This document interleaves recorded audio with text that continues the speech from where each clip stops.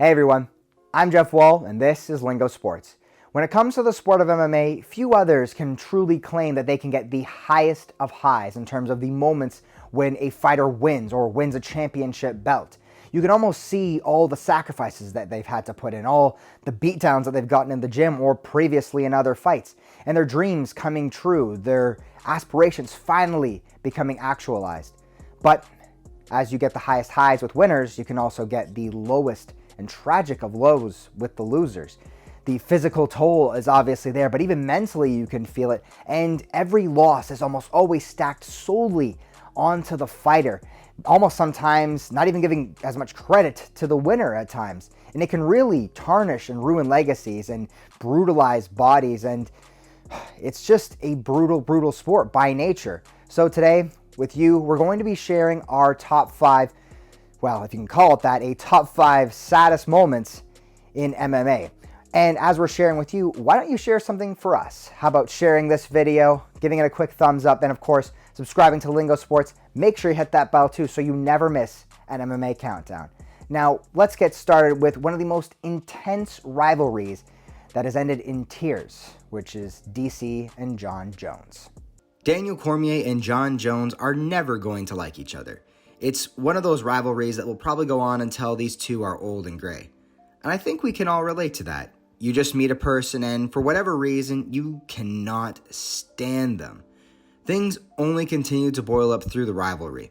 A competitive first fight, fight cancellations, social media battles, and things never got a chance to cool down, making the second matchup highly anticipated for all involved, knowing just how bad these two wanted to punch each other in the face.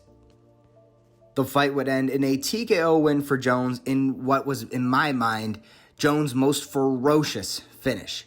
After dropping Cormier with a head kick, Jones rained his vicious elbows to the head of his rival with serious malice intent. DC would end up becoming somewhat of a meme in what is one of the saddest interviews in sports history. A fighter's spirit completely taken away. It's pretty hard to dislike a guy like Frankie Edgar, who is in many ways kind of MMA's version of Rocky. But of course, he's always been elite, putting many win streaks together, and he's always had this incredibly durable chin that his fans could always count on. But that is until, of course, Brian Ortega came along. After Frankie Edgar dropped from 155 to 145, he had a few incredible runs to get to the title. His spirit never waned through the 2 defeats to Aldo, the second being a dominant win for the Brazilian, leaving little hope for Edgar. Racking up wins again, it seemed like Edgar was destined for another shot at the crown. But with many injuries to himself and the current champion at the time, Max Holloway, Edgar found himself staring across the cage at Brian Ortega. One thing you can always be in awe of when you watch Edgar was his chin. The man can take a clean and ridiculously hard shot to the jaw. But good things don't last forever, and Edgar's chin was no different. Well, it doesn't get any easier at number 4 with the fall of a legend. In fact, it's multiple falls of another legend. It's all the KO losses of Chuck Liddell. Chuck Liddell was one of the biggest superstars in the sport's history, helping to put MMA on the map in the mid-2000s. The Iceman possessed one of the most fan-friendly styles during his reign at the top of the 205ers. It seemed like no one could even touch that light heavyweight belt, until the purchase of Pride brought over the last man to defeat Chuck, handedly by the way, in Quinton Rampage Jackson. Jackson ensured history would repeat itself as he KO'd Liddell, sucking the air out of the MGM Grand that night. Liddell would end up bouncing back, but it was clear he was a shell of his former self. If you were a Liddell fan at the time, every fight had you clinging to the past, hoping you would see the Iceman return. But when he faced Rashad Evans, it was him who got iced. But it wasn't over. Liddell had the fight in him to keep going. He would get separated from his senses 3 more times in the first round, once by Shogun in Montreal, Rich Franklin in Vancouver, and finally coming out of retirement at the age of 48 for a third fight with Tito Ortiz at heavyweight, which, mind you, if you're a human being who does care about the health of other human beings, you really didn't want to watch. When it comes to a KO loss, there is one that has seemingly skewed public perception like no other, and all it took was 13 seconds. For those who are still not aware, Jose Aldo is considered by MMA purists to be the best featherweight ever, and some consider a top 3 all-time great. That should give you a strong idea of the gravity of the loss for Jose Aldo Jr. Jose is the best defensive fighter of all time. In my eyes, everyone should be using his blueprints for defense.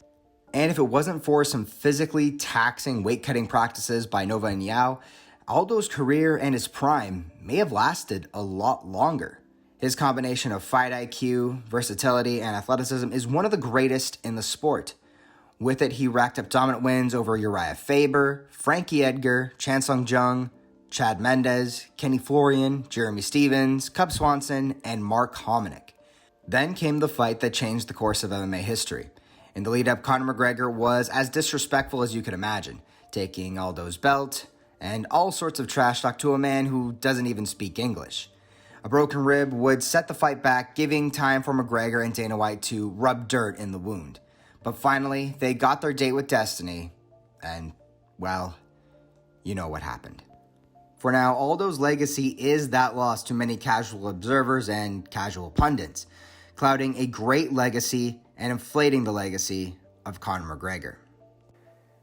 Some of the saddest moments in MMA history come when a legend loses their aura.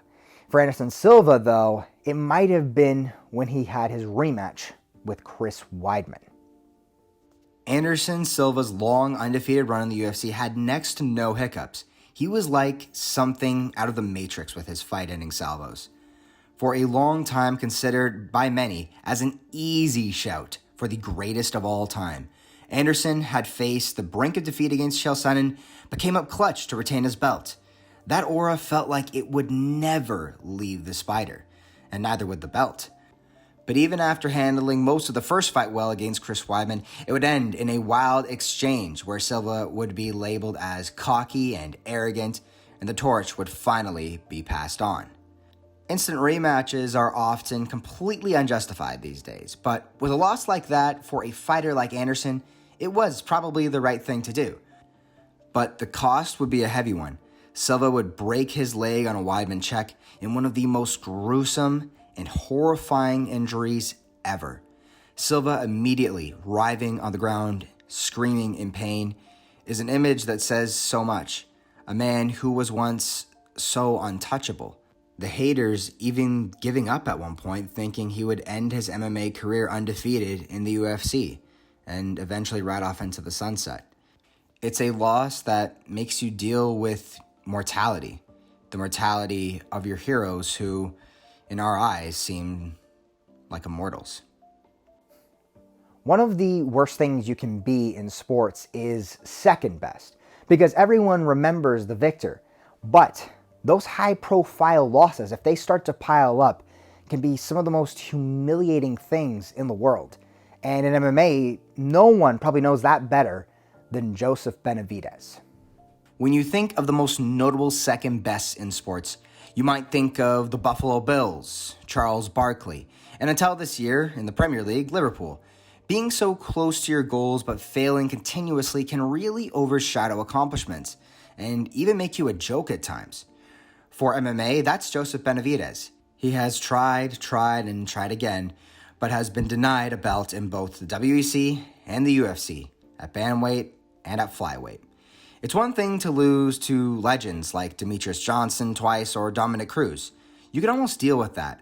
But finally, when both are no longer there and you have another chance at your dreams, hopes could get pretty high. Benavidez got that chance when he was matched up with Davidson Figueiredo, a chance to take himself out of the conversation of the greatest fighters to never win a belt. Unfortunately for Joe B., Figueiredo would make sure he would stay there a little bit longer, knocking Benavidez out cold, lying there. For a moment, you wonder if he will ever win a belt. No loss is felt greater than the loss of a loved one.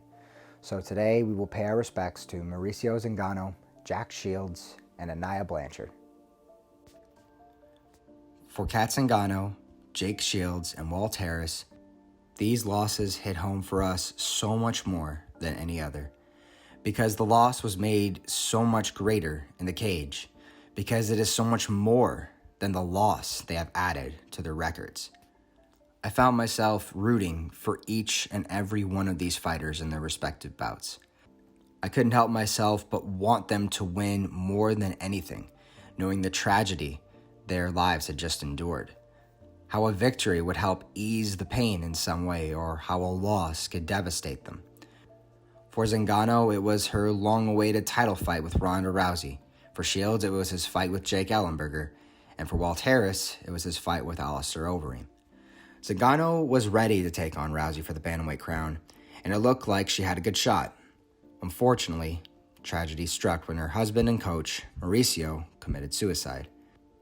Add to that an ACL tear, and it was a long road back to the top.